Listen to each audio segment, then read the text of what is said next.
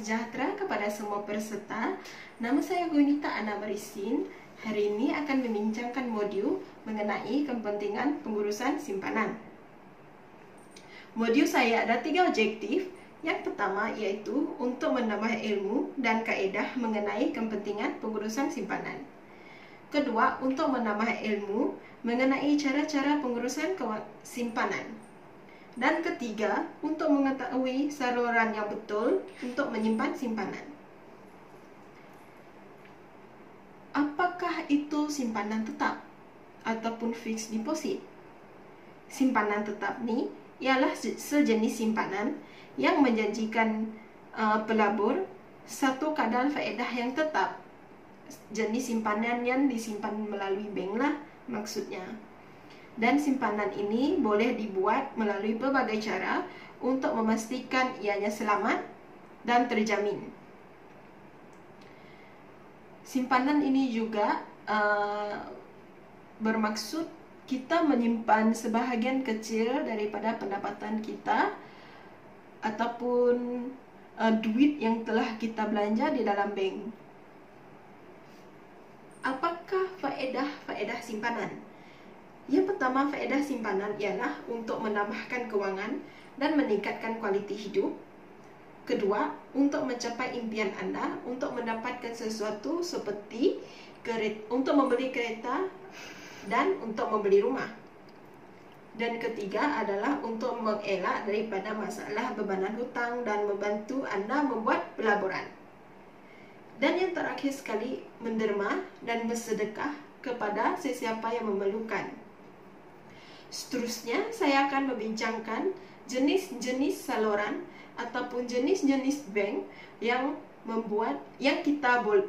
anda boleh membuat ataupun menyimpan simpanan. Jenis-jenis saluran yang betul untuk menyimpan simpanan kewangan simpanan adalah yang pertama yang ni mesti anda kenal ataupun anda sentiasa dengar, iaitu amanah saham Bumiputra ataupun amanah saham Berhad. Siapa yang tak pernah mendengar pasal ASB ini ataupun amanah saham Berhad? ASB itulah, ASB inilah, ataupun pakcik, makcik, ibu bapa anda selalu menanyakan anda, dah ada akaun ASB ke belum? Kalau yang dah ada tu okey lah. Tapi ramai lagi yang belum mengetahui apakah itu amanah saham Bumiputra. Amanah saham Bumiputra ni ataupun ASB, dia membantu Bumiputra dalam menyediakan simpanan alternatif. Simpanan alternatif ini juga boleh menjana satu keuntungan, kedua pulangan untuk satu jangka masa yang panjang dan konsisten. Maksudnya, pulangan bagi setiap tahun tu adalah konsisten. Tak ada yang naik dan tak ada yang turun. Pulangan tu akan tetap sama pada setiap tahun. ASB ini juga dia dibuat sebagai harga dana pendapatan ekuiti hidup. Maksudnya harga seunit dana itu dah tetap dengan harga rendah, iaitu RM1. Selain itu, sebarang jualan dan yuran penebusan unit ASB ini dia tak kenakan sebarang charge. Dia tak kenakan sebarang charge. Anda mesti tak tahu perbezaan antara pinjaman ASB dan pelaburan ASB. Pinjaman ASB ni dia adalah for saving untuk kita, manakala pelaburan biasa adalah simpanan ASB kita sendirilah, mengikut kemampuan kita, mengikut pendapatan kita pada setiap bulan, mengikut kemampuan kita, mengikut wang yang telah kita belanjakan pada setiap bulan. Tetapi for saving ni adalah saving melalui dana-dana bank. Anda boleh membuat ataupun mulakan pelaburan dana ASB melalui bank ataupun ejen bukan bank. Ejen bukan bank adalah Pos Malaysia. Tetapi bagi bank yang membuat ASB ni, saya akan bagi contoh dekat sini, iaitu Maybank, Hong Leong Bank, CIMB, RHB, BSN, Bank Simpanan Nasional, Alliance, dan Nbank. Tetapi disebabkan zaman sekarang ni adalah zaman teknologi, zaman moden, zaman IR 4.0, bank-bank ini telah menyediakan perbankan internet untuk anda senang membuat urusan pelaburan SB. Selain itu, anda juga boleh gunakan perbankan internet ini untuk menambah ataupun untuk melanggan lagi banyak unit pelaburan ASB. Mana yang rasa-rasanya nak buat pelaburan ASB untuk ibu bapa anda ataupun nenek datuk anda ataupun pakcik makcik anda, tak pun bagi yang dah berkahwin, untuk anak-anak anda boleh juga membuat servis ini, servis perbankan internet ini. Kiranya macam kita selesaikan pada satu tempat atau dengan senang sekali. Tetapi mesti anda terfikir, duit saya tak cukup, boleh tak saya buat ataupun saya melabur dalam ASB? Berbaloi kah? Ya, tak semua orang ada simpanan sampai beratus ribu, tetapi itu tak menjadikan alasan untuk anda tak melabur dalam SB ni. Bagi yang kurang duit, kurang pendapatan, ataupun tetapi anda masih berminat untuk membuat pelaburan, anda boleh mengunjungi bank-bank terdekat dengan anda untuk mengetahui dengan lebih lanjut. Seterusnya, saya akan membincangkan satu lagi saluran yang betul untuk menyimpan simpanan anda, yaitu tabung haji. Simpanan berdasarkan konsep wakalah untuk melantik satu pihak yang lain untuk mengendalikan urusannya. Tabung haji ini ia patuh syariah serta dijamin sepenuhnya oleh kerajaan Malaysia. Apakah kelebihan tabung haji? 1. Mematuhi syariah Islam. 2. Menyantuni para jemaah haji. 3. Dijamin oleh kerajaan. Dan 4. Dikecualikan cukai. Dan terakhir sekali, tabung haji tiada mempunyai had simpanan. Seterusnya, saya ingin membincangkan mengenai Private Retirement Scheme ataupun PRS.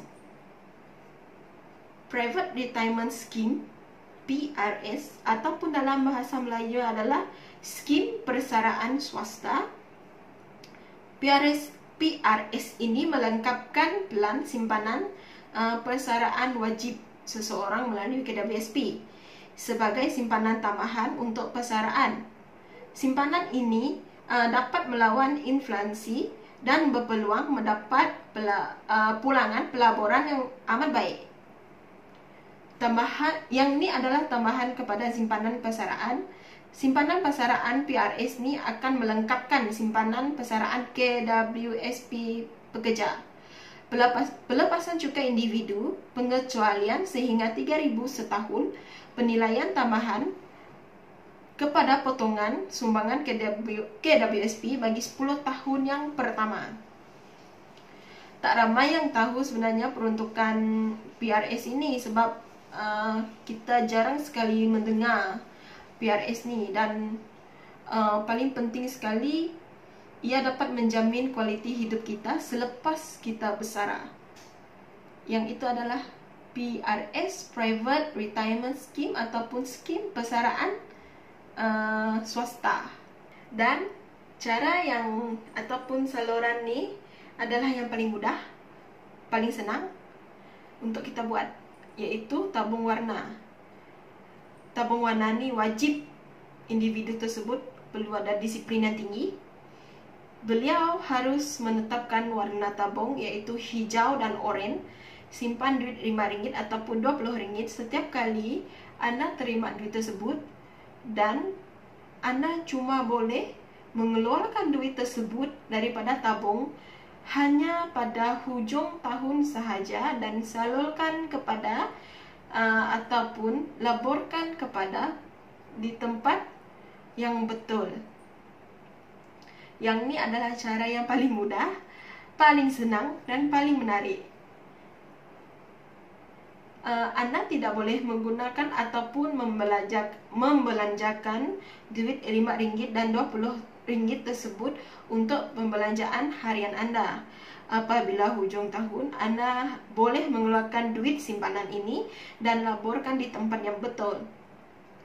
Menyimpan duit simpanan ini bukan sahaja kelihatan menarik, malah mendidik kita untuk lebih menjimat dan menghargai setiap duit yang kita terima. Dan itulah tabung warna. Apabila tiba hujung bulan, ramai ataupun individu yang sering mengalami masalah untuk mengurus pendapatan mereka secara bijak. Ini kerana ada yang seringkali terlebih belanja hingga duit yang sepatutnya dikeluarkan untuk membayar komitmen bulanan turut digunakan. Hal ini pasti sering berlaku kepada ramai individu di luar sana, kan? Berikut adalah penutup ataupun 6 tip daripada saya untuk dijadikan panduan untuk Anda mengurus kewangan Anda secara berhemah. Yang pertama iaitu setiap kali terima gaji bulanan, pastikan Anda mengasingkan sejumlah wang sekurang-kurangnya 10% untuk dijadikan simpanan. Kedua, utamakan keperluan berbanding kehendak diri. Jelaskan segala komitmen seperti bayaran ansuran kereta, sewa rumah, bil-bil bulanan terlebih dahulu. Kemudian barulah memasang niat untuk berbelanja ke arah memenuhi kehendak diri. Ketiga, belanja mengikut kemampuan. Elakkan berhutang untuk barang yang bukan kehendak ataupun keperluan Anda, kecuali untuk membeli barang yang tidak mampu dibeli secara tunai seperti rumah dan kereta. Keempat, bebas daripada hutang jahat seperti kad kredit, pinjaman peribadi dan sewaktu dengannya. Impak kepada hutang ni akan mengakibatkan Anda menanggung bebanan hutang yang mempunyai faedah tinggi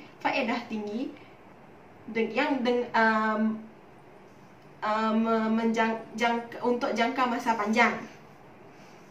Kelima, wujudkan akaun simpanan yang tidak menggunakan akaun ATM supaya mengelakkan Anda mengeluarkan wang sesuka hati.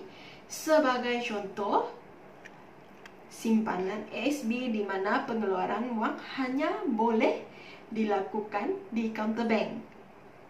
Keenam, pastikan Anda mempunyai insurans yang mampu melindungi Anda dan keluarga secara komprehensif. Kita tidak dapat menjangka apa yang berlaku pada masa depan, contohnya sekarang ini. Jadi sebaiknya mencegah lebih baik daripada mengubati.